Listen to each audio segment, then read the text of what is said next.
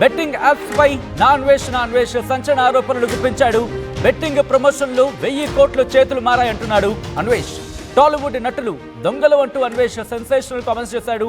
Prakash Raj, Manchu Lakshmi, Daggubati Rana, Vijay దేవరకొండలను target గా ఆరోపణలు గుప్పించాడు. టాలీవుడ్ కాదు బెట్టింగ్ టాలీవుడ్ అంటూ కూడా చెప్పుకొచ్చాడు. నా అన్వేష్ బెట్టింగ్ యాప్స్ తో ప్రకాష్ రాజ్ కోట్లు సంపాదించాడంటూ కూడా చెప్పుకొచ్చాడు. ఆయన డబ్బులు పెట్టి నష్టపోయిన వారికి ప్రమోటర్స్ ఏం చేశారని ప్రశ్నిస్తున్నాడు అన్వేష్. బెట్టింగ్ డబ్బులతో రానా మెక్సికోలో టకీలా ఫ్యాక్టరీ కొన్నాడంటూ సంచలన ఆరోపణలు చేస్తున్నాడు. ఈ నేపథ్యంలో ఒక్కసారి నా అన్వేష్ ఎటువంటి ఆరోపణలు గుప్పిస్తున్నాడో ఒకసారి చూద్దాం.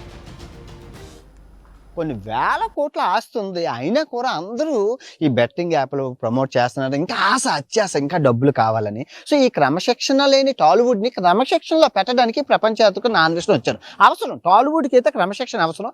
వీడియో పూర్తిగా చూడండి, ఎక్కడ మిమ్మల్ని డిసప్పాయింట్ చేయరు. చాలా చాలా బాగుంటుంది. నవ్వులే నవ్వులు.